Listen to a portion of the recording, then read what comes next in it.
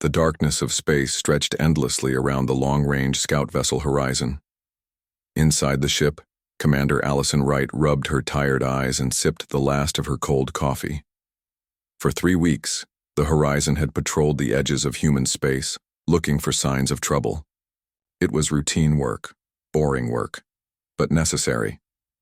Earth command had been clear. Observe only, report everything, engage nothing. Those were the rules that kept humanity safe. Those were the terms of the treaty. "Commander, you should see this," said Lieutenant Peter Clark from his communication station. His voice was quiet but urgent. Wright crossed the bridge in 4 quick steps. "What is it, Lieutenant?" "A signal, ma'am. Weak but clear. Coming from Tau 9. Wright frowned. Tau 9 was a small research colony, one of the few places humans were allowed to settle outside their home system. The Galactic Concord, the alliance of alien species that controlled most of known space, permitted such colonies but watched them closely. "Put it through," she ordered.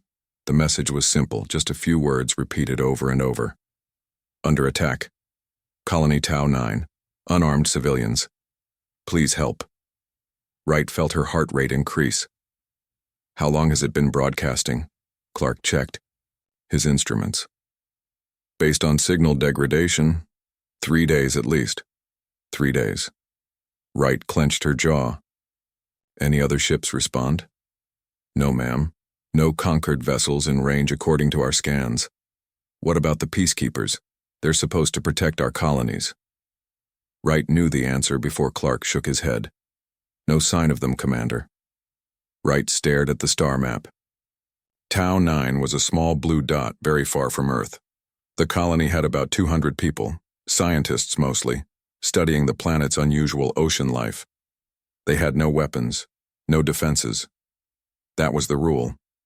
Humans were considered too dangerous, too violent to be trusted with weapons in space. Earth had been labeled a death world by the Concorde 300 years ago. The aliens feared humans, creatures evolved on a planet with high gravity, extreme weather, and countless predators. Humans were stronger than they looked, healed quickly, and fought fiercely. Most importantly, they never gave up. To join galactic society, humans had agreed to limits. Their military was restricted to Earth defense only. Their colonies would be small and unarmed. In return, the Concorde promised protection. Now that promise had been broken. "Send the signal to Earth Command," Wright said. "All of it." Clark nodded and transmitted the message across the vast distance to Earth. The response came 12 hours later. It was from Admiral Frank Miller himself, the head of Earth's defense forces. "Commander Wright, you are ordered to proceed to Tau 9 at maximum speed. Assess the situation. Rescue any survivors.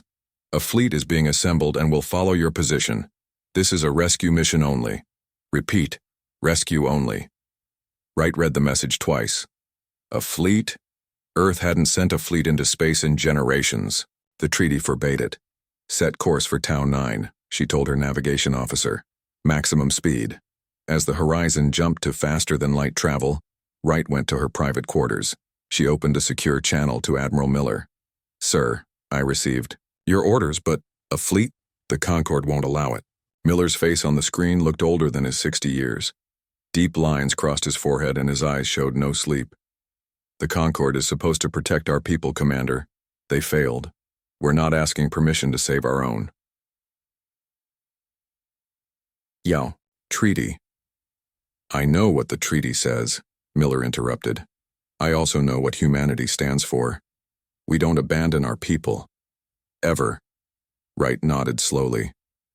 "What exactly are we waking up, sir?" Miller's face softened slightly. "Ships, Commander. Old ships. When the treaty was signed, we didn't destroy all our vessels. Some were hidden. Some were disguised as research platforms or space stations. We've maintained them in secret just in case a day like this ever came." "How many?" "Enough," Miller said. "It will take time to crew them, to remember how to be a fleet again. You'll reach Tau 9 first. Your job is to tell us what happened and who did it." The signal cut out. Wright sat in silence for a long time, thinking about what was happening. Centuries of careful diplomacy were about to end. Humanity was about to show the galaxy that Deathworlders could not be contained forever. Back on Earth, Admiral Miller stood in a vast underground chamber. Around him, rows of sleeping warships stretched into the darkness.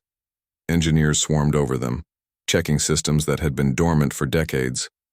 In other bases around the planet, more ships were being awakened.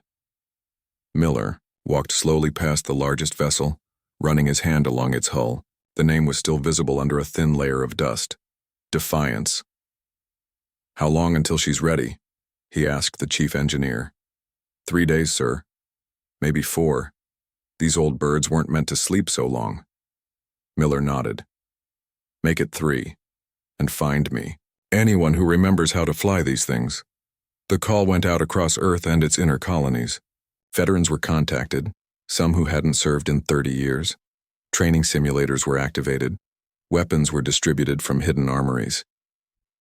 In her home in New Seattle, Captain Linda Mason was enjoying retirement when her old service communicator beeped for the first time in 15 years. In the farming domes of Mars, former pilot Jack Rivera felt his phone vibrate with a priority message he never expected to receive. On Luna Base, Dr. Olivia Nelson was pulled from her research lab and asked to remember her days as a military surgeon. Across human space, people who had once worn the uniform found themselves called back to duty. Many had grandchildren now. Some walked with canes or artificial joints. All of them answered the call. The treaty that had kept humanity leashed was about to be broken. The Deathworlders were going to war. On the horizon, Wright watched the stars streak by as her ship raced toward Tau 9. She didn't know what they would find there. She didn't know if there would be anyone left to save. But she knew that whatever happened, everything was about to change. The message kept playing in her mind. Under attack. Colony Tau 9. Unarmed civilians. Please help. Help was coming. For the first time in centuries, humanity was bringing its full strength to bear. Wright only hoped they wouldn't be too late.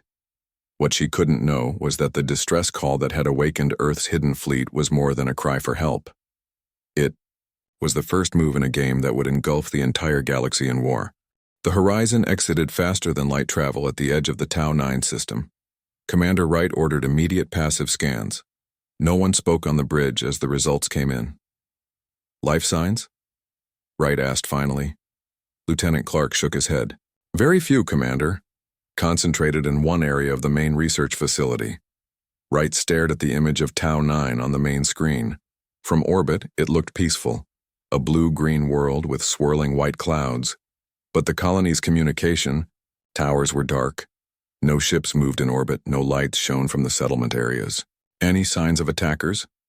"None active," said the sensor officer. "But there's debris in orbit. Looks like ships were destroyed here." Wright made her decision. "Prepare a landing team, full environmental gear and medical supplies. We go in quiet." 30 minutes later, Wright led a team of 6 down to the surface in a small shuttle. They landed a mile from the main research facility, among the tall purple grass that covered much of Tau 9's main continent. "Stay alert," Wright told her team as they moved toward the facility. "We don't know who attacked, or if they're still here." The walk was tense but uneventful. As they approached the research center, the damage became clear. Buildings were burned. Equipment lay scattered. But strangest of all was the pattern of destruction. "This wasn't random," said Security Officer Ben Davis, kneeling to examine a blackened wall. "Look at the burn marks. Perfect lines. Precise angles. This was methodical." Wright agreed. Pirates would have been messy, taking what they wanted and destroying the rest in anger or for fun. This was different.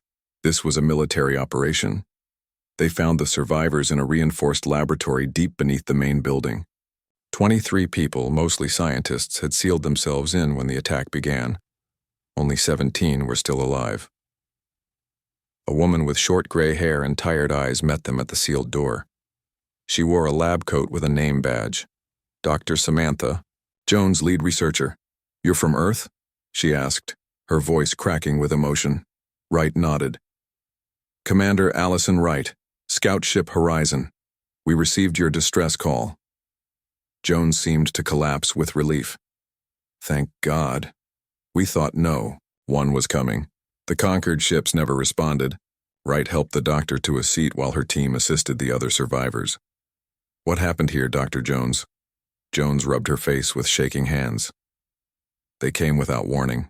Ships unlike any I've seen before. They landed troops who rounded up everyone they could find. Some people were taken to their ships, others were... She stopped, unable to continue. Who were they? Wright asked gently. Narathi, Jones whispered. I recognize them from xenobiology records. They're not supposed to leave their territory. The Concord has contained them for centuries. Wright knew about the Narathi, an isolationist species with advanced biological technology. They had fought a war against the Concord long ago and lost. Since then, they had been restricted to their home systems under Concord supervision. Did they say what they wanted? Jones looked up, her eyes suddenly sharp. They wanted our research. They knew exactly what we were studying here. She stood up and moved to a secure terminal. That's why we hid here, to protect this. The screen showed microscopic organisms, glowing with faint blue light. They moved in complex patterns, forming and reforming structures. We call it the catalyst, Jones explained. We discovered it in the deep ocean 6 months ago. It's unlike anything we've ever seen. It can reorganize matter at the molecular level. Wright watched the organisms moving on the screen. For what purpose? That's what we were trying to understand, Jones said. It has enormous potential for medicine, for manufacturing. But someone else saw its potential as a weapon. Before Wright could ask more questions, her communicator buzzed. It was Lieutenant Clark from the Horizon. Commander, multiple ships just entered the system. Narathi warships, 5 of them. They'll reach our position in 20 minutes. Wright's mind raced. The Horizon was a scout ship not designed for combat against 5 warships. They needed to leave to warn the coming fleet. We're evacuating now, she told Clark. Prepare the ship for immediate departure. As Wright organized the survivors for evacuation, her communications specialist made a discovery. She had detected signals coming from the edge of the system, hidden among the asteroids. Commander, there's another ship out there, she reported. It's been watching us. Wright looked over the data. Can you intercept any transmissions? The specialist nodded and played a recorded message. The language wasn't human, but their ship's computer translated it. The humans responded as predicted. Inform the Archon the first phase is complete. Wright felt cold dread settle in her stomach. This hadn't been a random attack. The Narathi hadn't come for the catalyst by chance. This was planned, a trap designed to provoke exactly the response Earth was now making. We need to warn Admiral Miller, Wright said. This isn't just about a colony attack. Someone wanted us to break the treaty. Someone wanted to start a war. As they rushed the survivors to the shuttle, Wright made a decision that might doom her ship but could save the fleet. Lieutenant Clark, prepare to broadcast everything we've learned on all frequencies when the Narathi arrive. All our sensor data, all our findings here, the intercepted transmission, everything. Ma'am, that will give away our position, Clark protested. I know, Wright said grimly. But if we don't make it out, the fleet needs to know what they're flying into. The shuttle lifted off as the first Narathi ships entered orbit. Wright looked down at the ruined colony as they ascended. 23 survivors out of 200. And now, 5 enemy warships against 1 scout vessel. They docked with the Horizon and immediately prepared for departure, but they were too late. The Narathi ships surrounded them, cutting off all escape routes. They're hailing us, Clark reported. Wright squared her shoulders. Open a channel and start the broadcast to Earth. On the main screen, a Narathi commander appeared. Its gray-skinned face had no nose, just breathing slits, and its eyes were large and black. Human vessel, it said in heavily accented standard. You have violated Narathi space. Surrender your ship and all research materials. Wright met its gaze steadily. This is a human colony under Concord protection. You have no authority here, the EU. Narathi made a sound like stones grinding together. A laugh, perhaps. The Concord has no power here. Surrender now.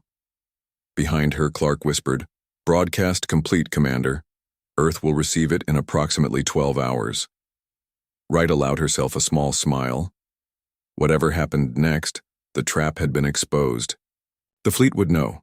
"We will not surrender," she told the Narathi commander. "And you've made a serious mistake. You wanted to wake the Deathworlders? Congratulations.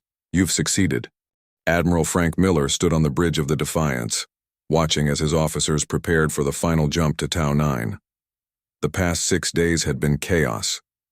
200 ships had been pulled from hiding places across the solar system. Crews had been assembled from veterans and hastily trained civilians. Some of the technology was decades old, but they were ready as they could be. "Admiral, we've received a message from the horizon," said his communications officer. "It's troubling." Miller watched the complete broadcast from Commander Wright. The ruins of the colony, the catalyst organism, the Narathi attack, the evidence of a trap. "They knew we would come," Miller said quietly. "They wanted us to break the treaty." His second-in-command, Captain Greg Hayes, nodded grimly. "Should we abort the mission, sir?" Miller looked around at his bridge crew. Many wore ill-fitting uniforms. Some had gray hair. All looked back at him with determination. "No," Miller said, firmly. "Our people are still in danger. We proceed as planned, but with caution. The horizon needs our help." The fleet made the jump to Tau 9 in groups of 20 ships. The Defiance led the first group. As they emerged from faster-than-light travel, their sensors immediately detected the standoff. The horizon was surrounded by 5 Narathi warships. It appeared damaged but intact. "Open a channel to all ships," Miller ordered. "Human and Narathi." When the channel was ready, Miller spoke clearly. "This is Admiral Frank Miller of the Earth Defense Force. Narathi vessels, you have attacked a human colony and threatened a human ship. Withdraw immediately or face the consequences." For a moment, there was silence. Then the Narathi commander responded, "You have violated the treaty, human. The Concord will destroy you for this." Miller smiled without humor. "Perhaps, but first, we'll deal with you." He turned to his tactical officer. "Divide the fleet. Group 1 with me. We'll engage the Narathi. Captain Walsh, take Group 2 and extract the horizon and survivors." Captain Henry Walsh, commanding the rescue vessel Mercy, acknowledged the order and moved his ships into position. The Narathi, seeing the full human fleet for the first time, attempted to retreat, but they had underestimated how well the old human ships could fight. Despite decades of restrictions, humans had continued to develop weapon technology, disguising it as research or industrial equipment. The battle was brief but intense. 3 Narathi ships were disabled. 1 escaped. 1 was destroyed when it attempted to ram the Defiance. Walsh's rescue ships reached the horizon and began evacuation procedures. Commander Wright was reluctant to leave her ship, but the damage was too severe to repair quickly. "The important thing is the survivors and the data," Walsh told her as they transferred to the Mercy. "They're the evidence we need." Dr. Jones insisted on bringing her research materials. "The catalyst is more important than you know," she told Walsh. "It's not just a potential weapon. I believe it's intelligent in ways we don't understand yet." Walsh looked skeptical. "Intelligent microbes?" "They communicate with each other," Jones explained as they hurried through the corridor. "They cooperate to achieve goals. And strangest of all, they respond to certain electromagnetic frequencies." "What kind of frequencies?" Jones's expression was grave. "The same ones used in conquered communication systems. They've been listening to us, to all of us. For how long, I don't know." Walsh didn't fully understand the implications, but he made sure all of Jones's research was safely transferred to the Mercy. Once the survivors were secure, Walsh rejoined the main fleet. Admiral Miller had established a defensive perimeter around the planet. Engineers were already salvaging what they could from the colony. "Status report," Miller demanded when Walsh arrived on the Defiance. 23 survivors total, Walsh reported. 17 civilians, 6 colony security personnel, And he hesitated. And what, Captain? Sir, Dr. Jones believes her research on this catalyst organism is what the Narathi were after, but she doesn't think they wanted to weaponize it. She thinks they wanted to communicate with it. Miller frowned. Communicate with microbes? That makes no sense. She says they're unlike anything we've ever encountered. They respond to conquered communication frequencies. They might be artificial, sir. Before Miller could respond, the tactical officer interrupted. Admiral, long-range sensors are detecting multiple ships entering the system. A lot of ships. The main screen showed dozens of vessels approaching, the distinctive designs of conquered peacekeepers. They outnumbered the human fleet 2-1. They got here fast, Miller observed. Almost as if they were waiting nearby. Orders, sir? Asked Captain Hayes. Miller stared at the approaching fleet. Running would make them look guilty. Staying might mean destruction. But they had evidence now. Evidence of the Narathi attack, of the trap, of the larger conspiracy. All ships, defensive formation, he ordered. We're not running from this fight. The human fleet arranged itself around the Defiance. Old ships, some still bearing the marks of hasty repairs, crewed by veterans, and rookies alike. They were outmatched, but they were resolute. The Concorde fleet approached to weapons range and stopped. A communication request came through. On screen, Miller ordered. The alien that appeared was a Tyrillian, a tall, thin species with gray-blue skin and 3 eyes arranged in a triangle. It wore the formal robes of a high executor of the Conquered. I am Valtorin, it said in flawless standard. You have violated the treaty, humans. Your colony is forfeit. Your fleet will be destroyed. Surrender now. Miller leaned forward. We responded to a distress call from our people. If protection is what the Conquered promised in exchange for our disarmament, then the Conquered has failed. Your excuses are irrelevant, Valtorin replied coldly. You will, Miller cut him off. Before you continue with threats, you should see this. He nodded to his communications officer, who transmitted the complete evidence package, everything, from the Horizons recordings to Dr. Jones's research findings. The Narathi attacked our colony, Miller continued. They slaughtered civilians. They were after specific research. And they were working with someone else, someone who wanted to provoke exactly this confrontation. Valtorin paused, clearly receiving and reviewing the data.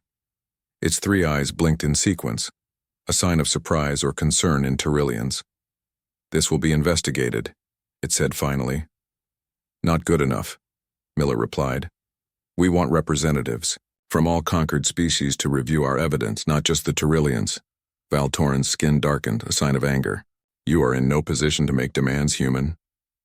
Actually, I think we are, Miller said calmly. Because right now, every human world is receiving the same evidence we just sent you. If you destroy us, the truth still gets out. The Tyrillian stared at Miller for a long moment. Then it cut the communication without a word.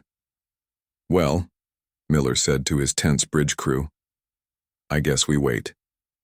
But they didn't have to wait long. Within minutes, the Concorde fleet began to move, not toward the humans, but into different formations.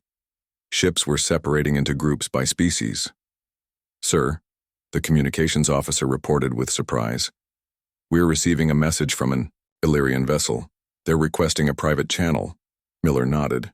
The Illyrians were known as moderates in the Conquered, less aggressive than the Tyrillians. A new alien appeared on screen, smaller than the Tyrillian, with purple skin and large luminous eyes. Admiral Miller, it said, I am Captain Naravex, of the Illyrian ship Starlight. Your evidence has caused disagreement among the Concorde species. Some of us believe your claims merit investigation. Others do not. Miller understood immediately. The Conquered isn't as united as it appears. Naravex made a gesture of agreement. We have been watching the Tyrillians for some time. They have been aggressive in their leadership. Your situation may provide clarity for all of us. What are you suggesting? Patience, Admiral. The Concorde deliberates, but be prepared. Not everyone will accept your evidence. The screen went dark. Miller turned to his officers. Battle stations, he ordered quietly. This isn't over yet. The standoff lasted 3 tense hours. Human ships faced the much larger Concord fleet across the empty space above Tau 9. Admiral Miller used the time wisely. He ordered his engineers to make emergency repairs and his medical staff to tend to the rescued colonists. On the Defiance, Commander Wright briefed Miller on everything she had learned. The Narathi were taking orders from someone, she explained. They referred to someone called the Archon. Does that mean anything to you? Miller shook his head. Nothing. But clearly there's more happening here than a simple colony attack. Dr. Jones joined them, bringing her research data. Admiral, there's something you need to see. She displayed holographic images of the catalyst, organisms. We've been studying them for months, but we missed something important. The display zoomed in, showing the tiny life forms arranging themselves in complex patterns. At first, we thought these were random movements, Jones explained, but they're not. They're responding to signals, the same signals used by Concord communication systems. Watch what happens when I play a recording of standard Concord transmissions. Organisms immediately form new patterns, more ordered and precise. They're receiving information, Jones said. Or instructions. Miller looked troubled. Are you suggesting the Concord created these organisms? No, Jones said. I think it's the opposite. I think the Concord communication systems might be based on the catalyst's natural frequencies, as if someone found these organisms long ago and copied their method of communication. Before they could discuss this further, the ship's alarm sounded. Admiral, to the bridge, came the urgent call. When Miller arrived, he found chaos. The Concord fleet was breaking formation, but not to attack. Ships were firing on each other. What's happening? Miller demanded. Captain Hayes looked stunned. The Taurillians opened fire on the Illyrian ships, sir, and then the Gen vessels attacked the Taurillians. It's civil war. On the main screen, the once unified Concord fleet had descended into battle. Different species chose different sides, with the Taurillians leading one faction and the Illyrians and Gen leading another. Sir, the communications officer reported, we're receiving a message from Captain Naravex of the Illyrians. The purple-skinned alien appeared on screen again, now looking harried. The bridge behind her was filled with activity. Admiral Miller, she said urgently, the situation has deteriorated. The Taurillians refuse to acknowledge your evidence or investigate the Narathi attack.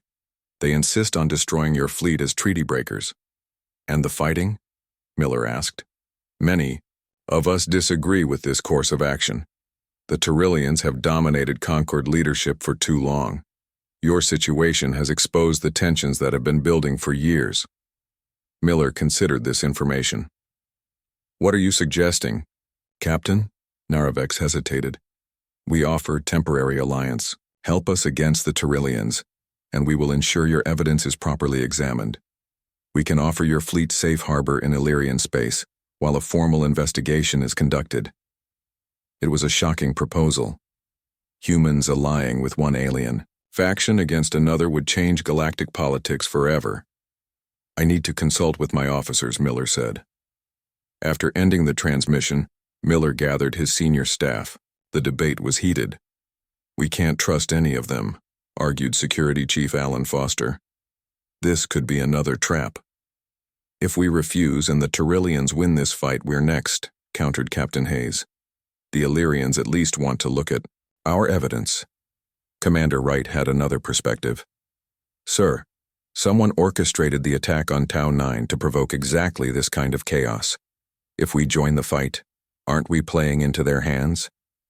Miller listened to all views, then made his decision. We will offer assistance to the Illyrians, but we maintain our independence. Our primary goal remains the safety of our people and discovering who was behind the colony attack. He opened the channel to Naravex again. Captain, we accept your offer of safe harbor and will assist against the Taurillian aggression, but we remain an independent force. We are not joining the Concord. Relief showed on Naravex's face. Understood and agreed, Admiral. We welcome your assistance. Miller turned to his tactical officer. Target Tyrillian ships only. Coordinate with Illyrian vessels. The human fleet moved into action, joining the fight alongside the Illyrian and Gen ships. Despite their outdated technology, the human vessels fought with surprising effectiveness. Their tactics were unpredictable, their crews determined. Dr. Jones watched the battle from the science lab, her attention split between the fighting outside and the catalyst samples she had brought from Tau 9. As weapons fire lit up space around them, she noticed something strange.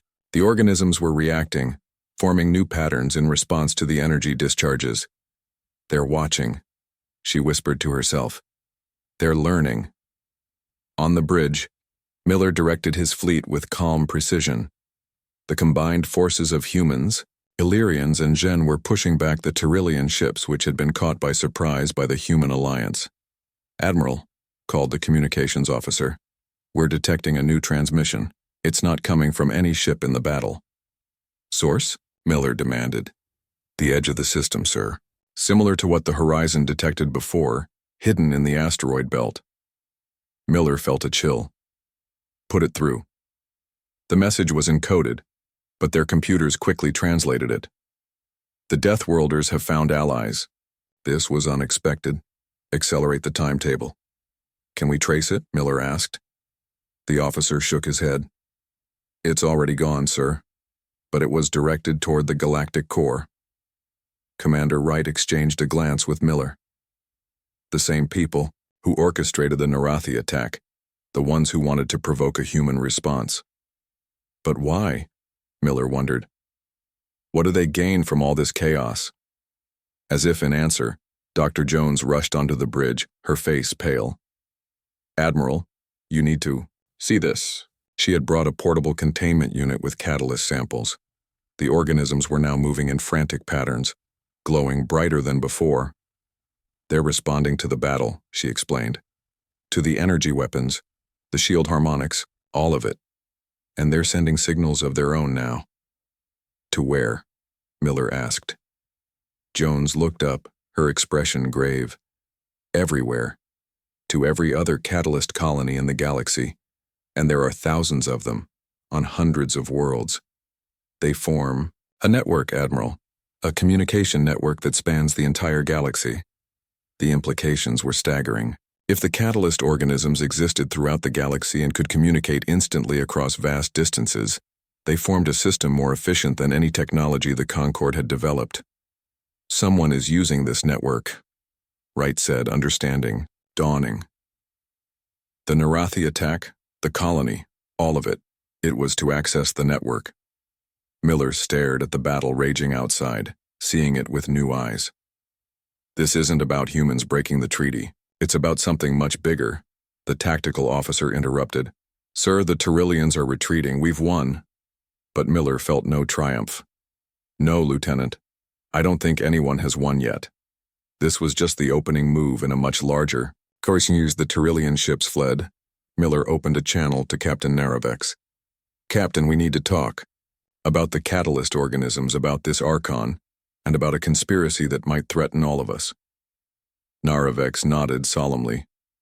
"Come aboard my vessel, Admiral. Bring your scientists and your evidence. I think it's time we all learned the truth. The battle for Tau 9 was over, but the war for the galaxy was just beginning." Admiral Miller stepped onto the Illyrian ship with Dr. Jones and Commander Wright at his side. Captain Naravex greeted them in a large meeting chamber where representatives from other allied species waited.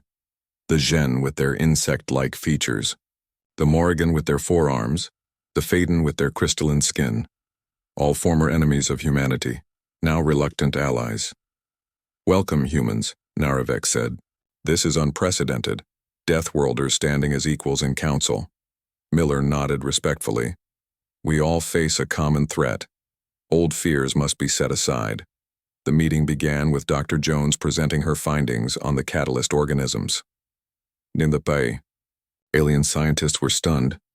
"We have similar life forms on our worlds," admitted the Gen scientist. "We thought they were unique to our oceans." "They exist throughout the galaxy," Jones explained, "and they communicate with each other instantly, regardless of distance. a perfect communication network that predates all our civilizations. But who created it? Asked a Morrigan representative. I believe no one created it, Jones replied.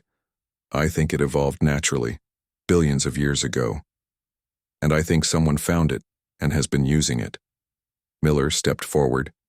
This attack on our colony, the manipulation of the Narathi, the provocation of war between Concord factions, all of it serves someone's purpose, someone who calls themselves the Archon. Naravex's large eyes blinked slowly. That name is troubling. There are legends among the oldest conquered species of the Arcanate, a secret organization that believes the Concord has grown weak. How could such a group exist without the Concord knowing? Wright asked. The Concord is not as unified as it appears, Naravex admitted. The Tyrillians have dominated leadership for centuries, but many species resent their control. This division created shadows where secrets could hide. A Phaedon elder spoke, his voice like chiming crystals. The original purpose of the Concord was not to rule the galaxy, but to protect it, to stand watch. Against what? Miller asked. The elder's crystalline skin dimmed. That knowledge has been lost, but perhaps not to everyone. Miller felt a growing certainty. The Arcanate knows, and they're doing more than watching. They're waking something up. Over the next few days, as the human fleet traveled with their new allies to Illyrian space, reports came in from across the galaxy.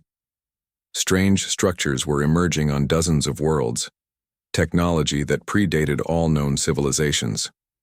The structures appeared connected to the catalyst organisms, which had begun behaving differently everywhere they were found. On the Illyrian homeworld, a joint council was formed to investigate. Human scientists worked alongside alien researchers, sharing information freely for the first time. Together, they uncovered a pattern. The locations of the emerging structures formed a spiral path leading to the galactic core. Miller met with the Allied leaders to discuss their findings. We believe the Arcanate has members from multiple species, all in positions of power. They've been working for decades, maybe centuries, toward a single goal. Which is? Asked the Gen Commander. Dr. Jones displayed a holographic map of the galaxy with the structure locations highlighted. They're activating something ancient, something that uses the catalyst network, and it all points here. She indicated the galactic core. The question remains, why did they need to provoke humans? Naravex wondered. Commander Wright had been analyzing strategic patterns since Tau 9. She stepped forward. I don't think they wanted to start a war between humans and the conquered. I think they needed to force us to work together. The room fell silent as the implications settled in. Someone, or something, knew that only the combination of human tenacity and Concord technology could face what's coming. Wright continued. They needed us as allies, not enemies. Miller nodded slowly.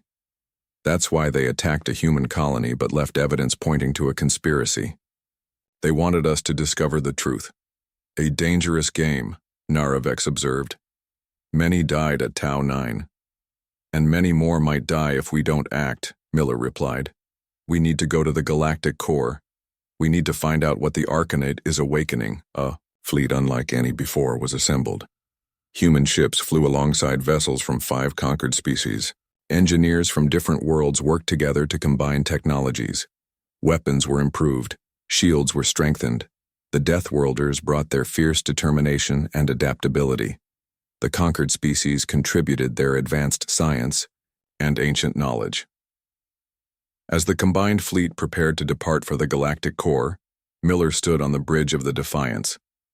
Beside him, Naravex represented the Illyrians. Commander Wright had been given command of her own vessel, the newly repaired Horizon. All ships report ready, Admiral, said Captain Hayes. Miller looked at the fleet displayed on his screen. 3 months ago, these species had been enemies bound by an uneasy treaty. Now they were comrades preparing for battle against an unknown threat. The Arcanate has had centuries to prepare, Naravex cautioned. We may be outmatched. Miller smiled. They wanted to wake the Deathworlders. Now they'll learn what that really means. The journey to the galactic core would take weeks. During that time, more ancient structures activated across the galaxy. The catalyst organism colonies grew more active, their patterns more complex. Something was stirring in the darkness between stars. In her lab on the Defiance, Dr. Jones made a final breakthrough. The catalyst isn't just a communication network, she told Miller. It's a nervous system, and we're heading toward the brain. Miller understood then. Not a weapon, not a tool, a being, a consciousness spread across the entire galaxy. One that's been sleeping for millions of years, Jones agreed. Until now. As the fleet approached the core, they detected massive energy readings. Structures larger than planets were taking form, assembled by swarms of catalyst organisms, and, at the center, a perfect sphere of pure energy grew steadily brighter. Miller called for a final meeting of all ship commanders. We don't know what we're facing, he told them honestly. We don't know if this ancient intelligence is hostile or peaceful, but we know the Arcanate believes they can control it, and anyone seeking that kind of power is dangerous. What's our plan? Asked Wright. We find the Arcanate, we stop them from controlling whatever is awakening, and then we attempt communication. Narvex tilted her head curiously. Not destruction? We don't destroy what we don't understand, Miller said firmly. That was the Concord's mistake with humanity. We won't repeat it. As the fleet made its final approach to the core, Miller looked around at his bridge crew. Humans working alongside aliens, former enemies now united. It's fitting in a way, he said to Narvex. This all began with one distress call, one SOS that awakened the Deathworlders and sparked a war, and perhaps saved the galaxy, Narvex added. Miller nodded. Let's hope so. The fleet entered the core region, weapons ready, shields at maximum. Before them, the sphere of energy pulsed, like a heartbeat. Around it, ships of unknown design waited, the Arcanate's forces.